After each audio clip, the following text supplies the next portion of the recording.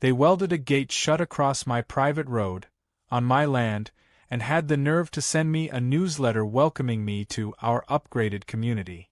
I don't live in their community. Never have. Never will. But thanks to a mapping error, some clueless HOA thought a gravel road slicing through my 100-acre property was a public easement and decided to secure it for everyone's safety. So naturally, they threw up a steel gate with a keypad, posted signs about trespassing fines, and even installed a motion-activated camera. No call. No permission. Not even a courtesy knock on the door. Just one fine Thursday morning, I'm hauling hay bales and find my own damn road blocked off like some prison yard. I called the number on their sign. A woman named Cheryl, who sounded like a talking wine spritzer, chirped, "Access to Wildflower Trail is for HOA members only." I told her Wildflower Trail wasn't even their property. She told me I'd need a guest code. I told her I'd be mailing her an invoice. The road in question, let's call it Mine Lane, because that's exactly what it is, cuts diagonally across the back of my property to connect two rural county roads. I've let the neighbors use it for years. No formal easement, just gentleman's courtesy. It saved them about 5 minutes getting around the ridge. But a new development cropped up south of me, slapped with a fresh HOA, and the board apparently decided my road was theirs now.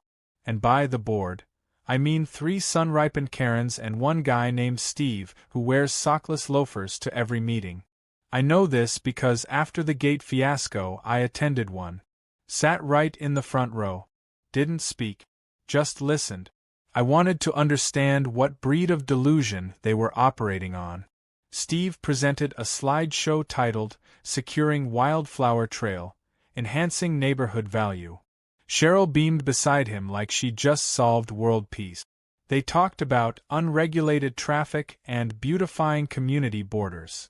When I raised my hand and said, "Quick legal question, did anyone check who owns Wildflower Trail before you welded shut a gate on it?" Cheryl blinked. Steve said, "It's public access." I replied, "Wrong. It's my ranch. I pay taxes on every inch of it." A few gasps fluttered through the room. One board member, the quiet one with a bob haircut and superiority complex, muttered, "Well, that's going to be complicated."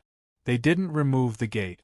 Instead, they locked it tighter and mailed me a temporary access request form. I kid you not. They wanted me to apply for permission to use my own road. So I got a survey team. Hired the same firm that verified my boundaries when I bought the place 12 years ago. 2 guys came out with tripods and orange flags, and within 3 days, I had a signed report proving, beyond any wiggle room, that Wildflower Trail sat fully, entirely, and indisputably inside my deeded property line. Then I called a lawyer. His eyes practically sparkled when I laid the file in front of him. "This is going to be fun," he said, grinning. I didn't sue them. Yet. That wasn't the long game. Instead, I did something quieter. First, I had a second gate installed, just past theirs, on my side of the road. Solid steel. With a padlock, a no trespassing sign, and a cheerful little mailbox labeled "Toll Drop." I printed up invoices. Temporary easement rent, $500 per week per household. I mailed one to each HOA board member, plus every resident in that new development that had been driving across my property like it was their God-given right. The letter explained that effective immediately, any use of Wildflower Trail would be considered commercial access and billed accordingly. Legal citations included. The HOA blew a gasket. Cheryl called me 6 times in a day. Left voicemails like she was narrating a reality show meltdown. "You can't charge us. That's extortion. This is harassment." My lawyer sent her a letter back. 2 pages. Cordial, direct, and devastating. In short, I owned the land. They were using it. That made them tenants. Rent was due.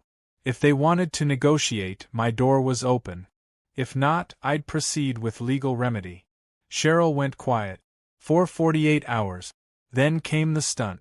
On a windy Tuesday morning, I saw a flatbed truck hauling up my road with a county code enforcement decal on it.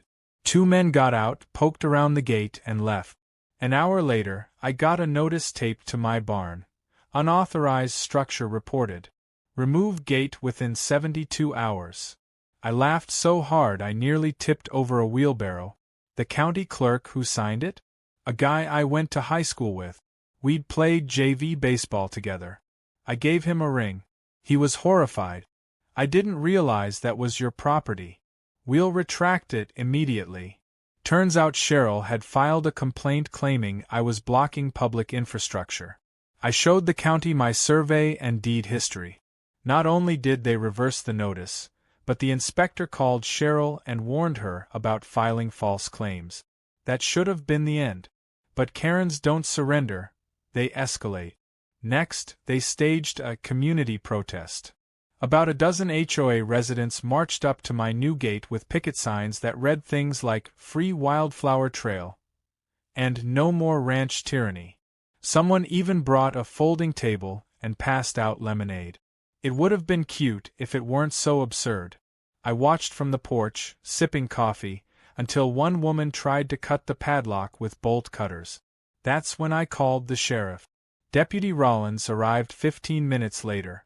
A solid guy, good sense of humor. He strolled up, took one look at the circus, and asked, "They bothering you?" I nodded. He radioed in a trespass complaint and started taking names.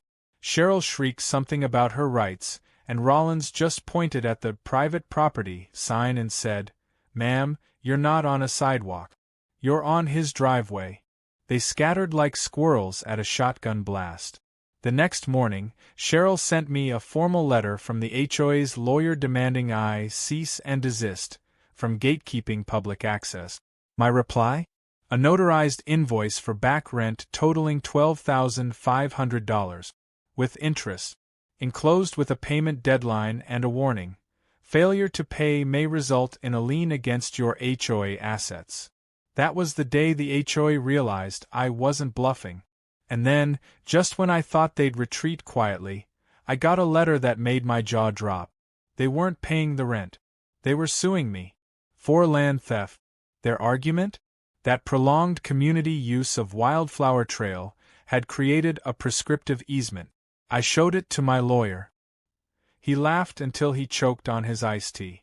You don't know real entertainment until you've read a lawsuit written by people who don't understand how property law works. The HOA's legal filing read like a middle school essay that confused Google search results with case law. They argued that, because community members had used the road for a few years, they had essentially earned the right to claim it as a public route.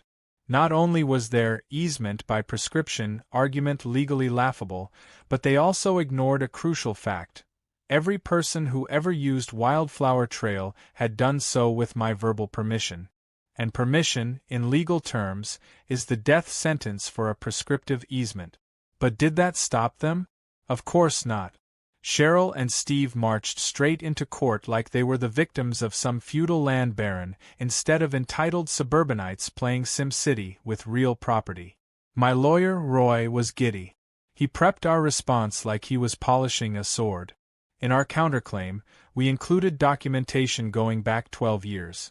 My purchase deed, aerial photos showing the road undeveloped before I graveled it, a log of maintenance I paid for, and, the cherry on top, witness statements from 2 neighbors who testified that they'd only used the road after I told them they were welcome. Meanwhile, Cheryl and company submitted a copy of their HOA bylaws and a hand-drawn map with the words, "Community Access Route," scribbled in glitter pen. I wish I were exaggerating. They also submitted a photo of their grandkids riding scooters on the trail like that somehow counted as evidence of legal dominion. Our first court date arrived, and I made sure to show up early. I wore jeans, boots, and a button-up, the same outfit I'd wear to feed the cattle.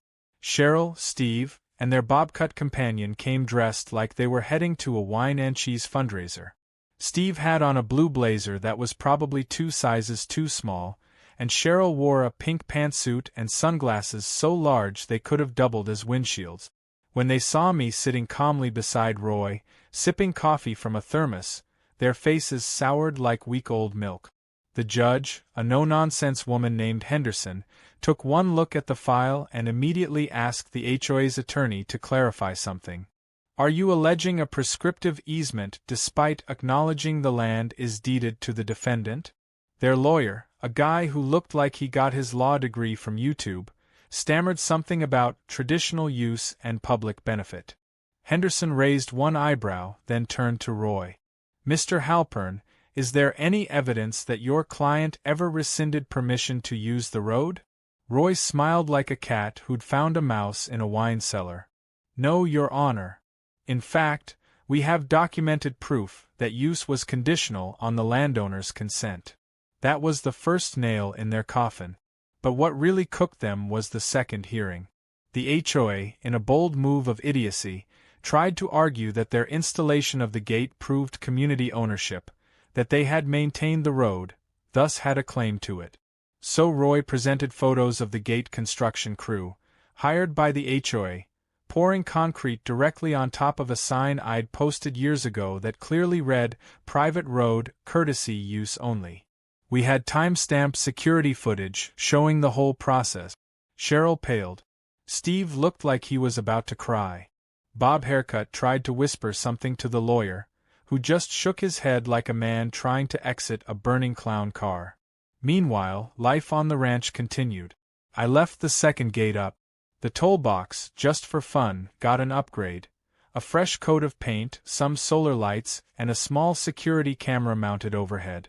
I even posted a laminated sheet explaining the new rate schedule, $20 per day, $100 per week, or $350 per month per household. All proceeds went to my private road preservation fund, which was just a cheeky name for the account paying my lawyer. The community stopped using the road altogether after a few residents received lien notices. 3 actually paid their tolls. One guy, a retired mechanic named Doug, came by to shake my hand and said, "I told Cheryl this was gonna blow up in her face. I just want to get to the feed store without drama." Doug, bless him, even offered to grade the road once a month with his old tractor in exchange for a discount. Deal. Back in court, things reached a boiling point. The HOA had burned thousands in legal fees trying to claim land they never owned. Judge Henderson, not a woman known for patience, finally snapped after the third rescheduled deposition. She called a bench conference and, in no uncertain terms, told both parties that the case was heading toward a summary judgment, unless the HOA dropped the suit and paid damages. Cheryl tried to bluff, claimed they were protecting community integrity. The judge laughed. "You welded a gate shut on someone else's land and then tried to charge them with theft. I'm prepared to sanction you if this continues." That was the moment they knew they'd lost. But I wasn't done. Because while the court battle was grinding on, I'd quietly filed something else. A civil claim for trespassing, property damage, and unauthorized installation of a structure. The cost of removing the gate? $5,000. Survey fees? $2,000. Legal fees? Still climbing. But my favorite line item? Emotional distress and reputational harm among neighboring residents. Roy filed it just 2 days after Henderson warned them. Timing, as they say, is everything. They tried to settle. Steve sent me a long-winded email full of passive-aggressive phrasing like misunderstanding and amicable resolution. Cheryl offered to voluntarily remove the gate if no fees were pursued. I said no. My terms were non-negotiable. Remove the gate, pay for damages, issue a public apology to the community, and cover every penny of my legal costs. When they hesitated, Roy sent them a gentle reminder that failure to comply would result in court-ordered asset seizure. Suddenly, they got very agreeable. The apology came in the form of a community newsletter. Printed. Mailed. Signed by the entire board. It began with, "We regret our actions concerning Wildflower Trail and acknowledge that our decisions were made without proper due diligence," and ended with a pledge to never pursue claims outside the HOA's actual jurisdiction again. A formal check arrived the same week, covering every expense I'd demanded. I cashed it and framed the stub. As for the gate, I didn't remove it. Not right away. I had it cut off and repurposed, mounted horizontally as a new sign above the entrance to the trail. On it, I had a local artist weld in iron letters that read, "Private Road. Trespassers will be billed." A little on the nose, maybe. But it made me smile every time I drove under it. HOA traffic on the road vanished. Doug still used it now and then, but the rest of the neighborhood learned their lesson. Cheryl resigned from the board, to focus on her garden. Steve went mysteriously quiet. And Bob Haircut? Last I heard, she started lobbying for speed bumps on the other end of the development, far, far away from me. I didn't go looking for war. I just wanted to use my own road without needing a guest code. But if someone wants to play chicken with a man who owns a backhoe, a lawyer on retainer, and a wicked sense of sarcasm, well, let's just say they'd better bring more than glitter pens. I honestly thought the saga was over after the court ruling and their groveling apology, but apparently Cheryl and the HOA board had one more trick up their pastel blazer sleeves. A few weeks after their formal apology and reimbursement, I started getting strange phone calls, real estate inquiries. A man with a cheerful accent wanted to know if I'd be willing to sell the old wildflower access trail. Another caller claimed to be with a community beautification initiative and offered to lease a strip of land connecting the HOA perimeter to the county road. One woman even offered me 5 figures, just for a pathway. It didn't take long to realize the board had shifted tactics, from conquest to acquisition. It was subtle, strategic, almost clever if it hadn't been so insultingly transparent. They were trying to buy the road. I guess they thought that if brute force failed, they'd just bury me in polite offers until I cave. Too bad for them, I don't cave. I renovate. So I got curious. Who exactly was trying to buy this stretch of gravel? I had Roy make a few calls, and within days we learned that the HOA had formed a non-profit community trust, and seeded it with just enough cash to start making land inquiries. Their plan was to quietly purchase the road, rezone it as a public easement, and then turn around and trumpet their win to the neighborhood. It was real cloak and dagger stuff, except, again, I already knew the playbook because they printed their bylaws online like idiot. So I decided to mess with them. I started feeding the trust little nibbles. I had my cousin, who works in land development, reach out to their agent pretending to be a third-party seller. I might know someone who owns adjacent acreage, he said, willing to negotiate a partial sale. The trust jumped at it. They sent over forms, proposals, a not-so-small cash offer. I reviewed the papers, laughed, and set them aside. Meanwhile, I had something bigger cooking. If they wanted the road that badly, I was going to make sure they could never touch it again. Not with lawyers. Not with money. Not with backdoor dealings. I'd started researching conservation easements, legal protections that lock in land use permanently. A good friend of mine, who runs a wildlife nonprofit, connected me with a group specializing in agricultural conservation. They helped me fast-track an easement designation on my property, including the entire length of Wildflower Trail. The result? The land could never be developed, subdivided, or sold for any use outside of ranching, conservation, or historical preservation. The HOA could offer me $1 million, and it still wouldn't matter. Legally, the road was untouchable. And just to make sure the message landed, I had a press release issued by the nonprofit, proudly announcing the permanent protection of Wildflower Trail's heritage corridor. It made the local news. A reporter even came out to do a soft focus segment about small landowners standing up to suburban overreach. Cheryl's face in the background was priceless, caught on camera yanking a protest sign out of someone's hands and hissing like a boiling kettle. Steve refused to give a statement. The HOA's official comment was, "No comment," which is legalese for, "we got schooled." But wait, there's more. A week after the easement announcement, the HOA pulled their ultimate act of desperation. They accused me of violating zoning code. Specifically, They reported me for operating a toll road without a permit. I guess the toll box I'd set up months ago really stuck in their craw. A county inspector actually showed up, again, and asked me about the revenue-generating infrastructure. I brought him lemonade, showed him around, and handed him a laminated statement from my lawyer explaining that the toll wasn't enforced, it was symbolic. Just a donation box with a sense of humor. No enforcement, no requirement. And technically, no one had used the road in weeks except for me and Doug the mechanic, who waved every time he passed like we were in a sitcom. The inspector looked amused. He took a photo of the box, chuckled at the sign that now read, suggested donation, $100 for entitled use, and left without writing a single citation. Another miss from the HOA. By then, they weren't just losing, they were flailing. Their board meetings, once so smug and structured, descended into chaos.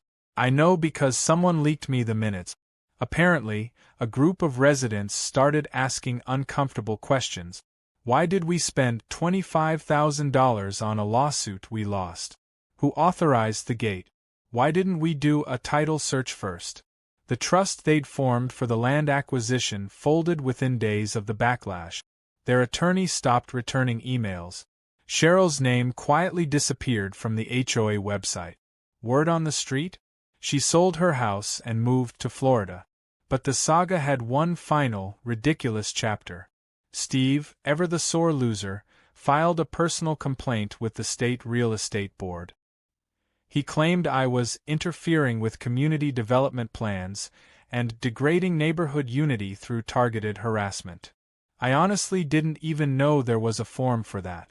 Roy looked it over, laughed, and filed a defamation counterclaim on my behalf. Then we sent Steve a packet labeled, Notice of Frivolous Action or Demand to Cease. My favorite part? We included a copy of the HOA's own newsletter, the one where they admitted fault. Steve went quiet after that. By now, Wildflower Trail is something of a local legend. Ranchers wave when they pass by. Teenagers take selfies under the iron sign. And I get the occasional letter from other landowners dealing with their own flavor of HOA nonsense, asking how I managed to fight back and win. The answer's always the same. Patience, paperwork, and a little petty flair. Never lose your temper. Never swing first. Just keep the receipts, make your move when it counts, and always, have a gate that locks from the inside. Funny thing is, after all the dust settled, a few of the HOA residents started warming up. Doug, of course, stayed cool the whole time. But even folks who'd once backed Cheryl's nonsense eventually came around. Some stopped me at the feed store, offered a sheepish wave and a half apology. Didn't know the board was going rogue, one of them said. Another just mumbled, hell of a sign you got there. I didn't rub it in. I didn't need to. The gate said everything for me. They say revenge is a dish best served cold. But on my ranch, it's best served with perfect legal timing and a side of unsolicited HOA humiliation. After Steve's failed complaint and Cheryl's strategic Florida escape, you'd think the entire drama would have fizzled out like a wet firecracker. But no. Apparently, there's always one more Karen waiting in the wings. This one named Judith. Judith was Cheryl's best friend, neighbor, and the newly self-appointed interim president of the HOA. She took to her role with all the subtlety of a marching band in a library. Her first move? A community email blast declaring that the HOA will not be bullied into surrendering community access rights. She insisted the board was exploring further remedies and invited all residents to a special meeting to discuss strategic responses. I almost admired her commitment to the bit. Almost. Except she sent the email from Cheryl's old HOA address, which, according to county filings, had already been sold. Someone was clinging to power like a spider monkey to a banana. Now, I hadn't intended to poke the bear again. But when Judith sent another email to all residents encouraging civil community access through symbolic walking paths, it got my attention. See, symbolic is HOA code for illegal. I took a drive up Wildflower Trail and, sure enough, spotted new pink ribbon markers and a wooden stake pounded into the dirt right next to my private road sign. They were trying to map out a community trail across my land. Again. So I activated the petty protocol. First, I installed wildlife cameras at every 50-foot interval along the trail. Real ones, not just decoys. Then I added more signs. Tasteful, official-looking signs with language that made Roy proud. Conservation easement area, no unauthorized access under penalty of law. This property is protected by state and federal environmental statutes. And in smaller print, violators will be prosecuted and publicly embarrassed. I also added a QR code that linked directly to a PDF of the easement agreement. Then came the beehives. I keep bees. Not professionally, but I've had a few hives for years. It's peaceful, good for the orchard, and the honey makes great gifts. So I moved 3 hives to the edge of the trail, right near where the pink ribbons had been placed. Nothing illegal. Nothing dangerous. Just a clear deterrent to anyone hoping for a scenic community hike through my land. It worked like a charm. Within 2 days, the ribbons disappeared and someone anonymously emailed me a link to a next-door post from Judith, warning residents about unregulated insect farming on shared property. I laughed so hard I snorted sweet tea through my nose. At that point, Judith lost the room. The residents, many of whom were now tired of the drama, legal bills, and passive-aggressive newsletters, started voicing open rebellion. A group of them held a community barbecue and invited me. I didn't go, but I sent over a few mason jars of honey with labels that said, "From the private road hive." Petty? Maybe. But also delicious. The real twist came the following week, when Doug, the loyal, quiet, motor oil-scented hero of this story, let me in on a little secret. Turns out, one of the HOA's own board members had been secretly recording meetings. Frustrated by the board's antics and legal missteps, she'd documented everything. Cheryl's orders, Steve's tantrums, Judith's sabotage attempts, and even a conversation where they openly discussed falsifying a permit request to get me fined. Doug handed me a flash drive like he was delivering state secrets. I gave it to Roy. He listened to it once and immediately filed an ethics complaint with the state HOA oversight board. Yes, that's a real thing. And yes, they took it seriously. It turns out HOA boards have fiduciary responsibilities to their communities. Shocking, I know. When those duties are violated, like using community funds to launch personal vendettas, they can be investigated, fined, and even removed.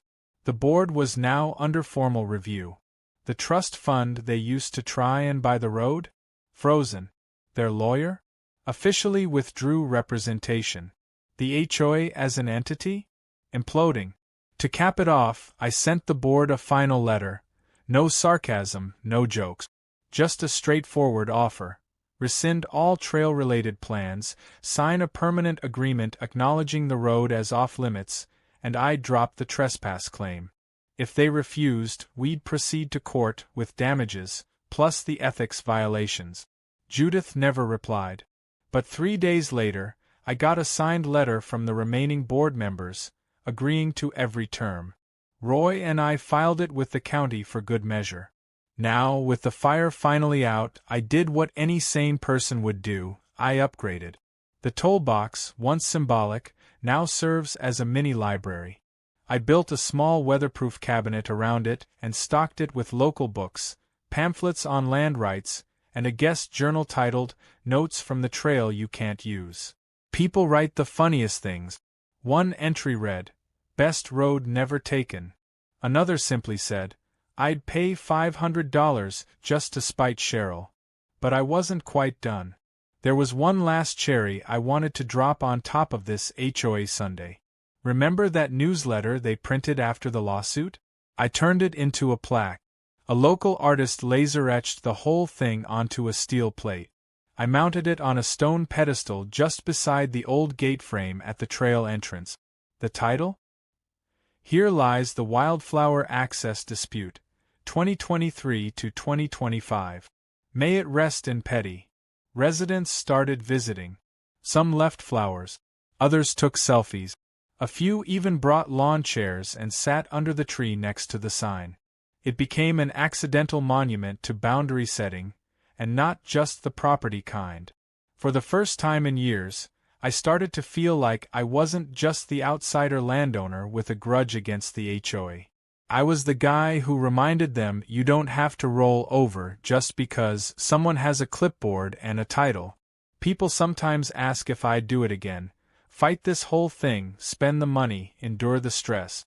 And my answer's always the same: absolutely. Not just because I won, but because I made it clear that respect isn't optional. You don't get to rewrite property lines with a Sharpie and a sense of entitlement. You don't weld gates on other people's land. And you sure as hell don't try to claim symbolic walking paths when the bees are watching. So now, every morning, I walk down Wildflower Trail with a cup of coffee in one hand and a sense of peace in the other. The road is quiet, the signs are respected, and the HOA? Well, they're holding elections for an entirely new board. Doug's thinking about running. If he does, he's got my vote. Doug ran for HOA president and won in a landslide. No slogans, no grandstanding, no lawn signs, just a handwritten note on the community board that said, "I won't waste your money or your time. Vote Doug."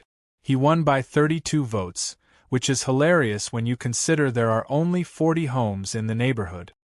His first official act was to dissolve 3 of the HOA subcommittees, including the Property Access Review Board, which, let's be honest, existed solely so Steve could hold clipboards and point at things like a dollar store mall cop. Doug also cut the HOA newsletter down to 1 page and replaced its header, previously a Baroque font with a flower watermark, with a bold, all-caps title, "Stop Being Weird." The man understood the assignment. With the HOA power vacuum finally filled by someone with common sense and a pickup truck, things got quieter. Peaceful, even. No more ribbons. No more secret land grabs. And most importantly, no more threats taped to my barn. Still, I kept my cameras up, just in case. Experience had taught me that Karens don't die, they regroup. Which brings me to the final twist in this ridiculous saga: the developer. See, I always knew the HOA wasn't acting completely on its own. They were too aggressive, too organized. Well, disorganized but with corporate ambition. As it turns out, the original builder who developed the neighborhood, Golden Pond Estates, LLC, had inserted language into the original property disclosures suggesting Wildflower Trail was a planned future easement pending community negotiation. That phrase, vague, slippery, and legally useless, was like throwing gasoline on a fire and blaming the wind. And now that the HOA had failed to seize control of the trail, the developer was trying their own last-ditch effort. One day I got a call from a man named Carl. Carl was a regional asset manager, which is corporate speak for guy who cold calls landowners to try and buy stuff cheap. He offered me a generous sum to grant a utility easement through Wildflower Trail and the right to pave it as a public road. I asked him if he'd ever read a conservation easement before. He hesitated and said, "Well, our lawyers believe there's room to interpret." I hung up before he could finish the sentence.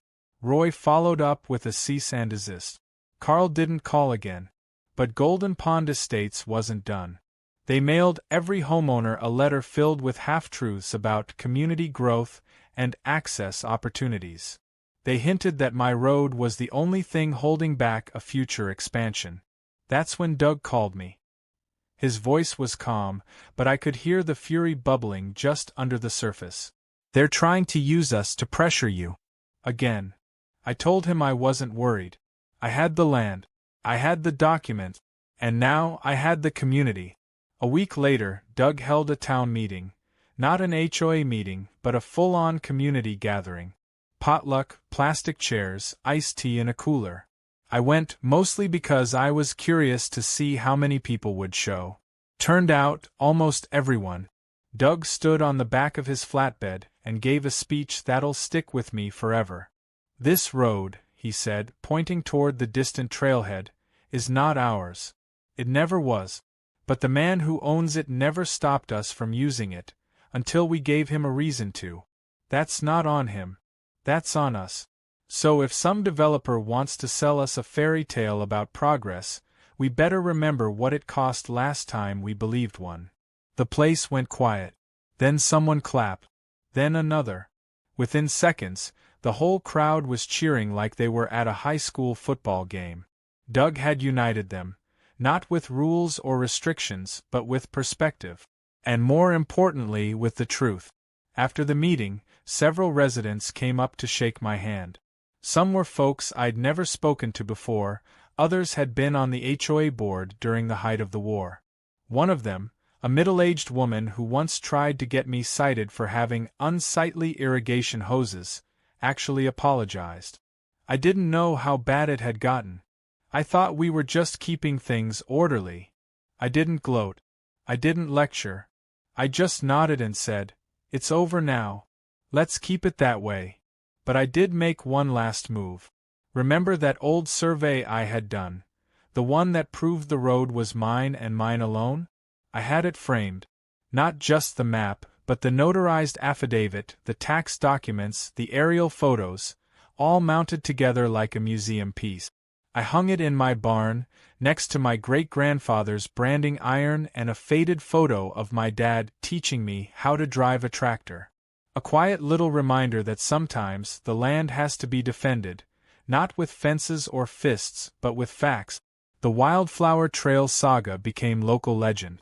Reporters stopped by for follow-up pieces.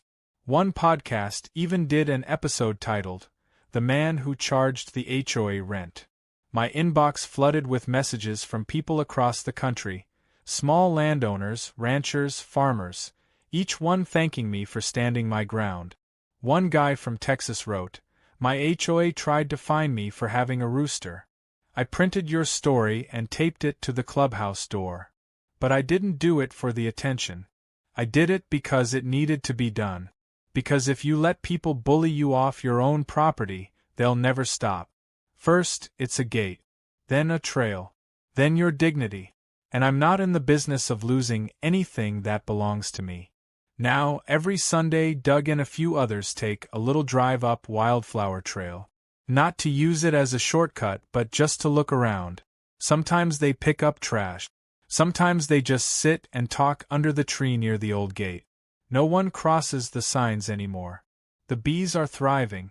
The cameras are still up, mostly for show now, but the road stays quiet. I even started offering tours. Not to the public, but to friends, neighbors, and young families who want to understand what it means to stand your ground. I take them down the trail, tell them the story, point out the sign, the plaque, the box. And at the end, I always say the same thing. This isn't just a road. It's a line in the dirt. The kind that reminds people where the law ends and respect begins. So if you ever find yourself up near the ridge, past the orchard, heading toward the quietest gravel road in the county, keep an eye out for a wrought iron archway and a weathered wooden box. Stop a minute. Read the sign. Maybe leave a note in the journal.